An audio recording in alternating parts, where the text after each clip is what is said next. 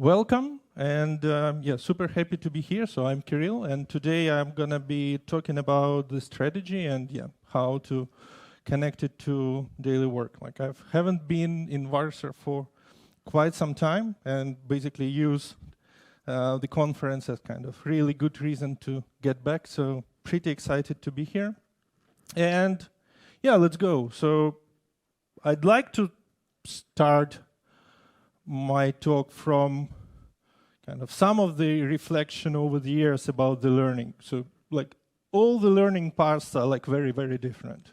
Like there is no right or wrong way how you learn, and the sequence on basically how you're learning could be very different. And get into like something that could be like real insight and the product of the learning, which could be like easy for somebody, could be like really straightforward for somebody else. So today what I'm going to share is one of the things that I was pretty excited and like working on during a couple of years. So it took me, like to me, like too long to get into it. So if I can get that like easier to some of you, that would be great. So that's one of the things. And the other one, which is like also I'm pretty excited about, because I'm working with organizations, like teaching some stuff, like during consulting organizations. Like one of the challenges is like what's the easiest way you can get some model, framework, concept, or whatever to people. Because again, I don't know about yours, my experience is that oftentimes people these days, basically they just don't have like time, energy, and focus to learn.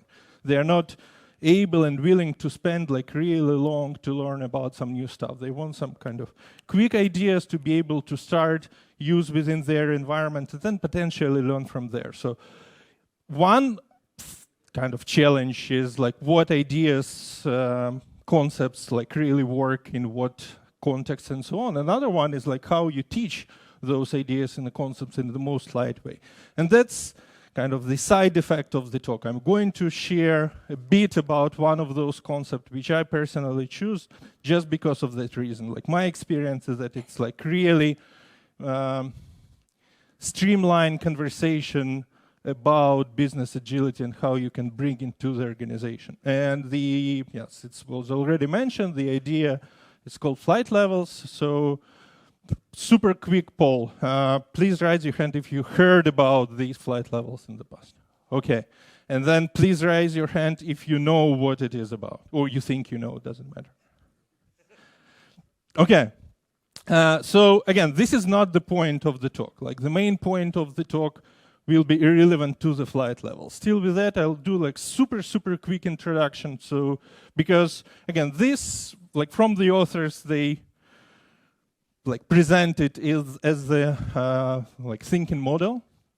Like to me, it's way more than just a model, because over the years, it's like a lot of tools related to it, but it's still like really very lightweight, and you can like on the meta level. So basically, you can put it on top of whatever you're doing and bring some value. So the metaphor or the concept comes from flying at different altitudes. And obviously, if you're flying like really high, you can see a lot of surface around, probably like hundreds of kilometers. So you can see the big picture, and you don't see like any of the details. On the contrary, if you're flying like really low, you can see a lot of the details, like maybe buildings, maybe like what's happening inside the building, still though you don't have the full picture. And there is obviously some like pluses and minuses, or like characteristics, properties of like all the levels. If you bring the same basically metaphor to the organizations, there are 3 levels. So the first one is the team level. So whatever is happening with the team. Like it might be different structures of the team, it might be like stream-aligned teams, or like platform teams, enabling teams. If using team topologist terminology, teams might be using different processes like Scrum or Kanban, whatever, or like their own processes. So, but like of course, this is the level where real work gets done. And then the second level would be coordination levels, kind of. Where the value stream happens, basically where values get delivered to the customer from my experience and experience of others, usually in order to deliver value to customer, like more than one team is involved. Is it necessary? Or like, of course not. Like if you are doing it with one team, great. If you're doing it with more, that's kind of the coordination in between the teams. And then there is a third level, which is strategy. Basically, where are we going? And this last part, basically, where are we? And like, of course, as you can imagine, this question of like, where are we going? Like, what's going next? It's like applicable on different levels, on the whole organizational level, the product level, and so on. And kind of this piece of the challenge is where basically I'm spend more time later on. But just to finish the picture on this very quick introduction to the flight levels, apart from these lenses of 3 different levels, basically there are 5 activities which are visualize the situation, and like of course with knowledge creative work, the work itself is intangible, you don't see the work. So basically in order to be able to like collaborate and communicate around the work, you have to visualize it. And then you are creating focus, and you are creating focus obviously by putting some constraints, like the most widespread ways that most of you probably had some experience with will be like either limiting work in progress or time boxing like it's done in Scrum. And then you are establishing agile interactions. You are measuring progress in order to be able to implement improvements. So the very basic, simple idea would be implementing these activities to all 3 levels. And that would give you an opportunity to see where the challenges are and improve over the time. Again, overall, this sounds pretty simple. And still, though, it is working. Now, with that, we are basically moving in more of the 3rd level, which is the strategy. And again, you probably, not probably, you're like implementing all that stuff. Now with the strategy, again, if I'm doing it from time to time, so while preparing for this presentation, I did it again. So I've searched for, like Amazon book, search for organizational strategy. It gave me then more than 9,000 results. So point being, there are like tons of stuff about the strategy. Here are my kind of several favorite definitions about the strategy from different sources. You can see some are relatively new, some are like really old, still though like very, very relevant. Point being, there are tons of information about the strategy, and it doesn't look like that is kind of missing point or the problem. From my experience, at least it's not. It's not that like strategy is absent or basically we don't know like what to do with the strategy.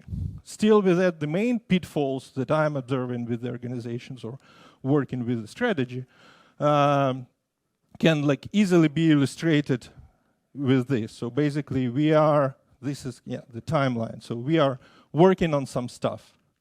And then the strategy basically is announced to us. And then people like, okay, this is where we're going, fine. And then we are continuing working on some stuff. And then we are getting closer and closer towards the end of the year, right? And we recall about that strategy that we kind of supposed to work. So what is happening? There is a way to match all the work that we are doing to the strategy. And unfortunately, I've seen it with different organizations several times. And you obviously see the problem, right? There is a gap in between the strategy and what we are doing. And that's exactly illustration of the challenges that I'm seeing all too often. And again, kind of to basically summarize it, like variations of it might be, again, it's not that there's a problem with the strategy itself, but it might be that strategy is not explicit, basically not formalized or visualized. So there is somebody, and basically if you talk to that person in their head, they know what is going to happen. The problem is that others don't know. And like always, again, with the visualization, if I have an idea and you think you know my idea, or you have your own idea about where we are going, all those might be very different. And the only really way to align and sync on that would be like through some level of visualization, formalization of it. So not explicit, the first one. The second one, it might be explicit, so it's kind of written down, however, not communicated to organization. So a lot of people basically are just not aware on where are we going. And the third one is that, again, it still might be visualized, but it's kind of changes either too often or spontaneous. So it's not clear to people like, yesterday we were going this direction, and today we are changing our direction. And it might be for good reasons, really. But still, it's oftentimes not really accepted and sounds like really, really awkward. So again, these are the typical pitfalls of what may be happening. And actually here we go to like few interesting observations. Like I see really a lot of misconceptions and misunderstandings around both strategy and leadership in the organization. Even more, like if you are about to play the bullshit bingo game, probably both terms would be on the very top of the list. Really a lot of misconceptions. Again, I'm not like even going through a lot of them. One of my personal interest in observations, like recent observations. And that's connected. More often I'll observe in that like somewhere in the middle of organization, like not contributors, not like the very top, like somewhere in the middle. And the misconception about both strategy and leadership is that that's something that should happen to me. Like the typical, again, for the leadership, it's like well-described research and so on. Like, how can I provide leadership if I'm not provided with the leadership? And the same basically happens with the strategy. So like, how can I communicate the strategy if it's not communicated to me? Like, of course, both misunderstandings, but still it like plays the huge role. And what I'm going to tell next is like to some level could be addressed. I mean, this misconception could for sure be addressed with this stuff. And to some extent, yesterday, Pete was talking about this, that basically leadership requires a lot of courage. And visualization might be scary. So, like these days, like teaching Kanban for like almost a decade and practicing it for probably 15 years.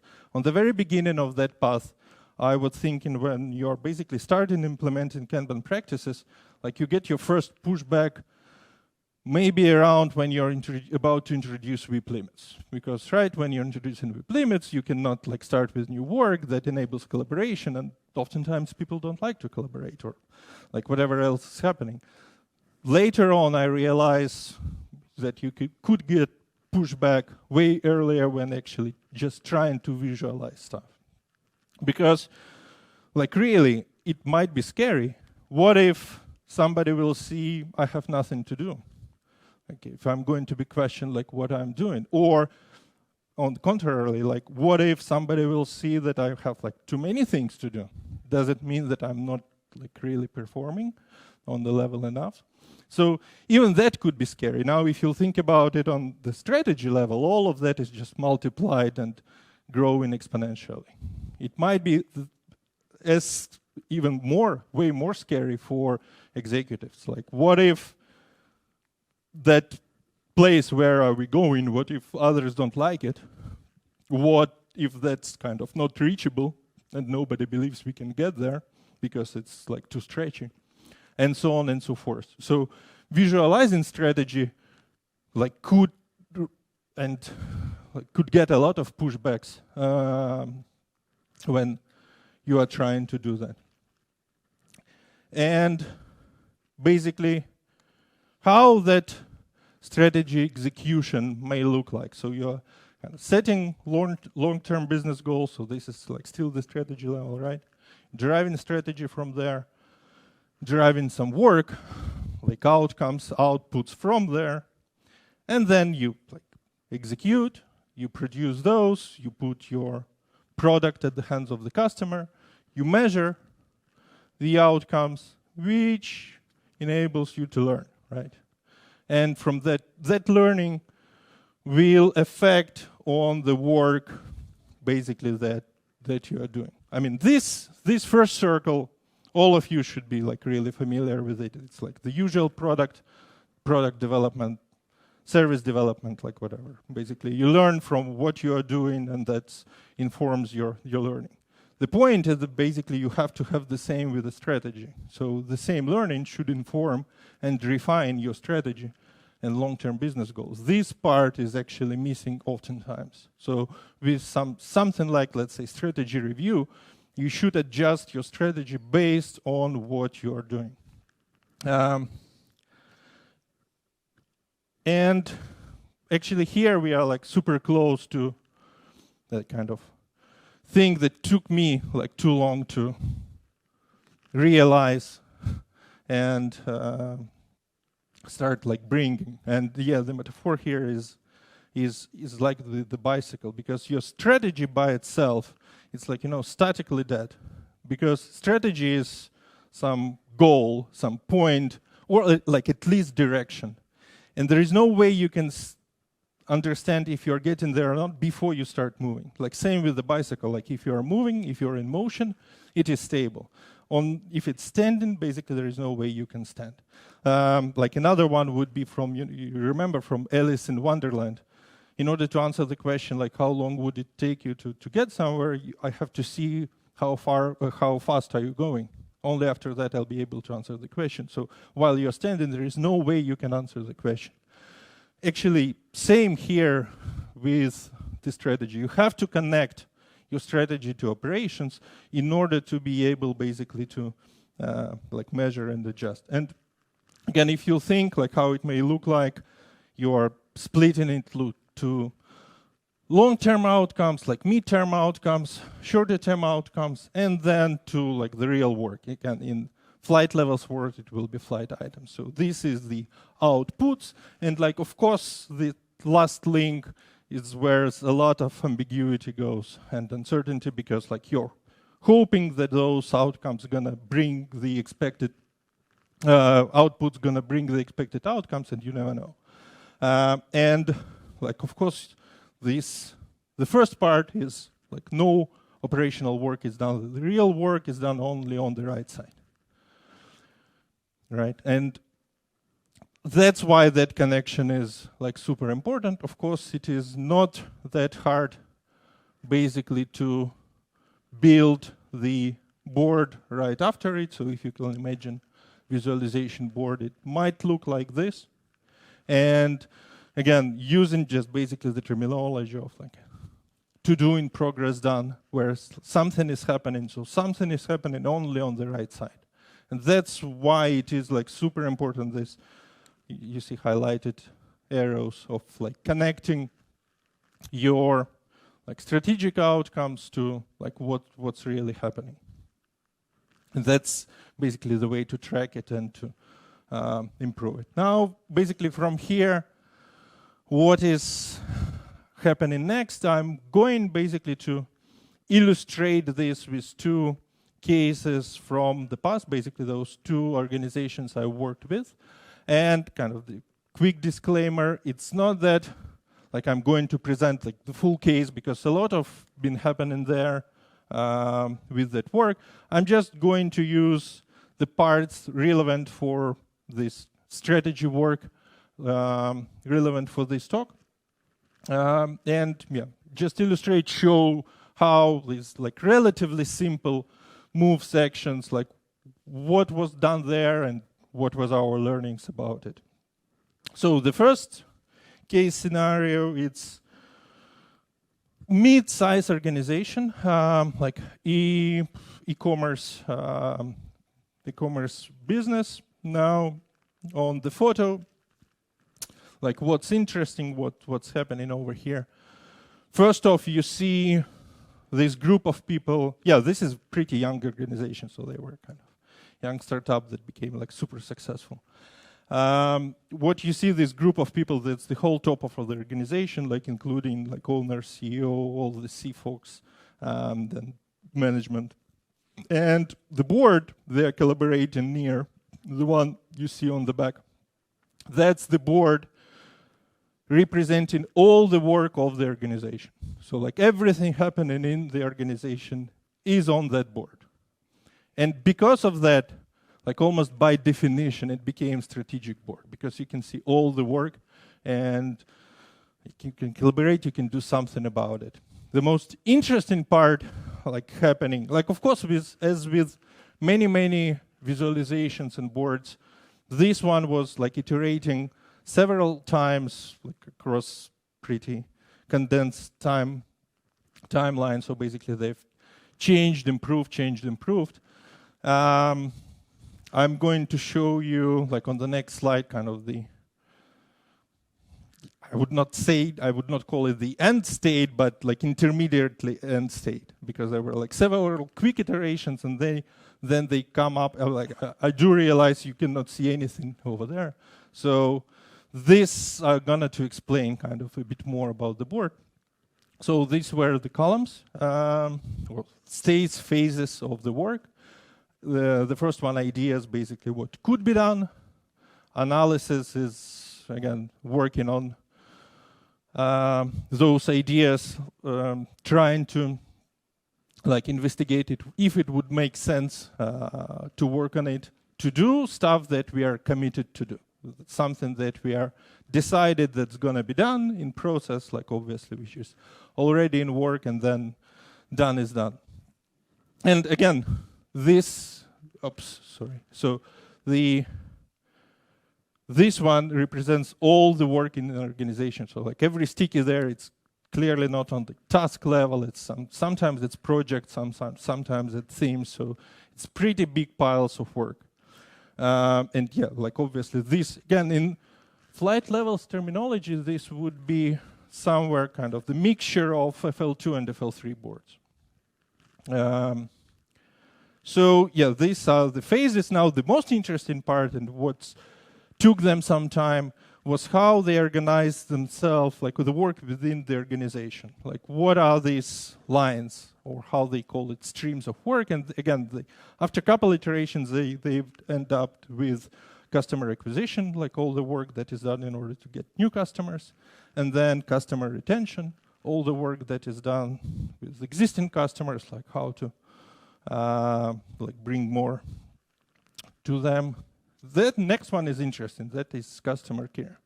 And what they learned is that actually some of the customer-related work, because the first two, customer acquisition and customer retention, basically that was in the interest of the organization.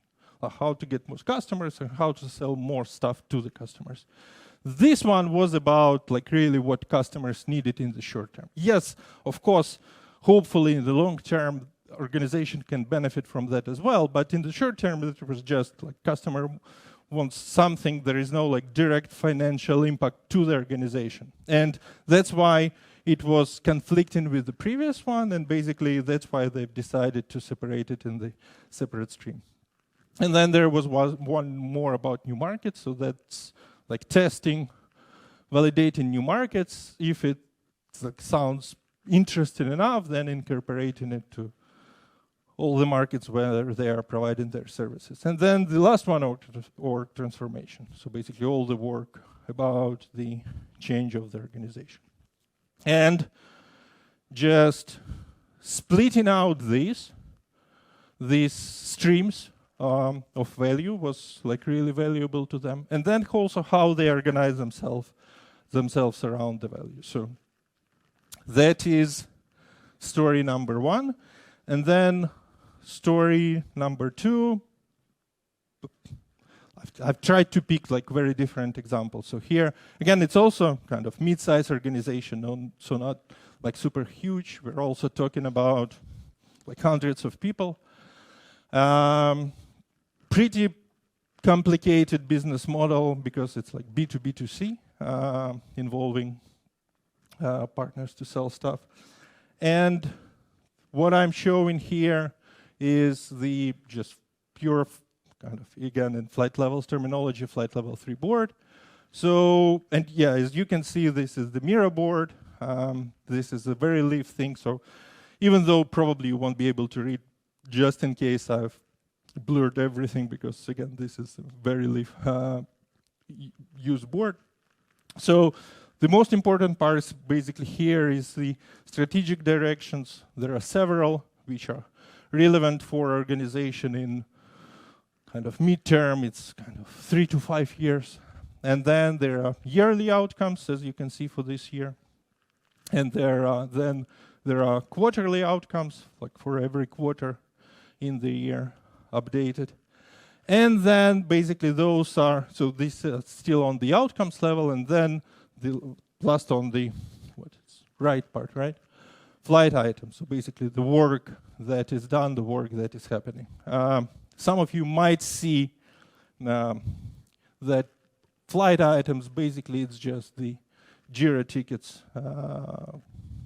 like automatically integrated to the Mira. So that's the connection in between.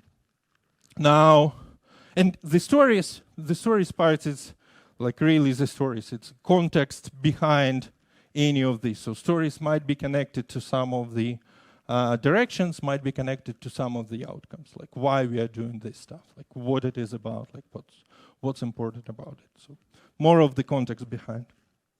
And yeah, just okay, yeah, I'll probably finish the board even though it's not really relevant for the talk, but probably you're interested. So those two parts on the top, the one is metrics idea, so it's kind of the brainstorm about what would be the relevant metrics to show here. It's not like what metrics we are using, because they're using a lot, but like what is really relevant for kind of this level of focus on the board.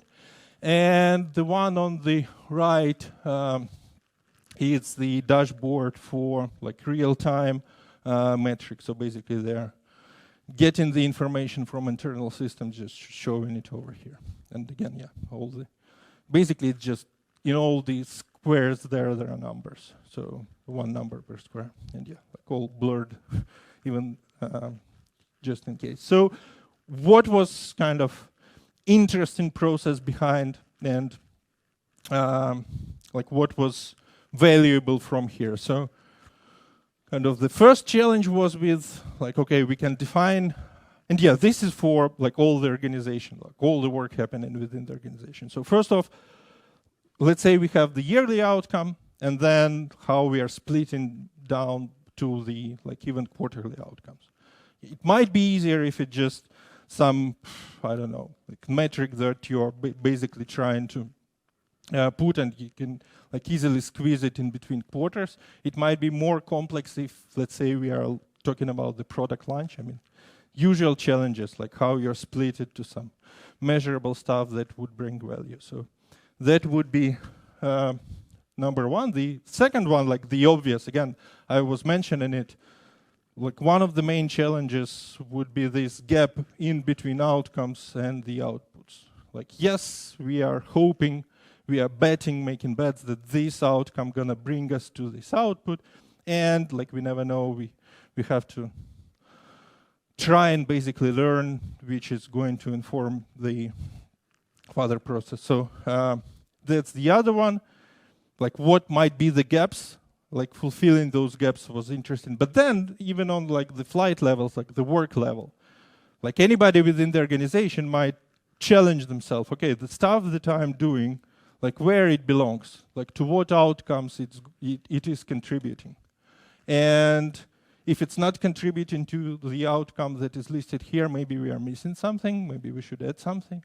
Or like if I really should work on that stuff, maybe I should switch to something else. So that process, and yeah, it is still very much ongoing process. And but that was like the real big shift that like happened because of use of this whole system to them. And yeah, you can imagine like all the pushbacks I was previously like referring to, like all possible challenges, like all the stuff that may go wrong.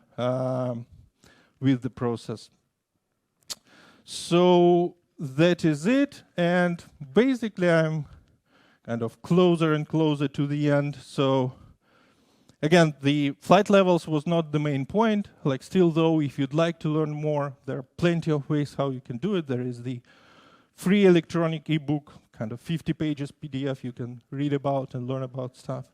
Or like there is a real book, there is one more real book, which is for now, was just released a few months back, now available in German, would be available in English like a few months later on. Plenty of classes, so like different ways. And there's another part which is kind of the podcast, video podcast called Flight Club. You can see it on and listen to it from the YouTube. And yeah, all the links basically I've put on the article, so it's probably the easiest way to get to all that. But again, this is side effect. Now the kind of, when main point of the topic of the connection, I was, while preparing, I found the very, to me, I like the word twist around it, which is to expose the hidden flow your strategy to explore. Meaning that in order to see the gaps, the challenges, the problems with your strategy, you have to start doing it and connecting it to real work. Just like talking about the strategy, yes, potentially some stuff, like it's possible to expose, but most of the stuff became like available to you only when you start working on it and basically observe that connection and learn from the connection. So with that, thank you so much for showing up and thank you so much for your attention. Thank you. And yeah, yes, we have a questions. Sure, so I'll of course address questions here, but then if some of you would like to discuss some of the stuff, like I'm available the rest of the day, and also like electronically, feel free to write to me. So I would be happy to answer. Yeah, please. The first question, wouldn't it be the promised land if we have at least coordination and operational level merged? Coordination and... So that two bottom levels, that they are aligned. Is it enough? I mean, it's enough to execute. Now with that, like where are we going? It's still like very much an open question. So it's good place to start because, I mean, you have to deliver something in order to think on how to improve of what you are delivering, but it's not enough. From my experience, it's not enough. Okay. You can be like more kind of occasionally successful rather than sustainably successful. So the next question, I think, is about the case one that you've been showing. Isn't a variation of impact mapping? I've never thought about it this way. Can you get there through the impact mapping? Maybe. Okay. Next question. Can you give an example? What is strategy? And just explaining where are we going, and hopefully not only where are we going, but basically how we are going to get there. Because again, one of the challenges is like setting the goals which are unrealistic. So basically, like one of my like favorite product example is like connection in between kind of product and sales. Like as a salesperson, I can easily, like if we have, let's say, teleport to the moon, like I can easily sell it, like no problem over there, but there is a small challenge with the engineering part. Same here, like setting stretch goals is easier than oftentimes basically executing on those goals. So strategy should include some part of like how we are getting there. Okay, the next one. This is very similar to portfolio of project that exist in project management or BSc. What is the main difference? I would need more of the context. There may be no difference, but I would say, again, the difference is connecting it to the execution. because the portfolio might be same way kind of statically dead. And you could only at the end, or like closer to the end, understand like if you're getting there or not. Was the concept anyhow inspired by multi-tier Kanban on portfolio or program level? Again, I would like more of the context from the question, but like overall the flight levels, I would say yes, they are inspired of like a lot of flow management approaches. Yes, like Kanban for sure.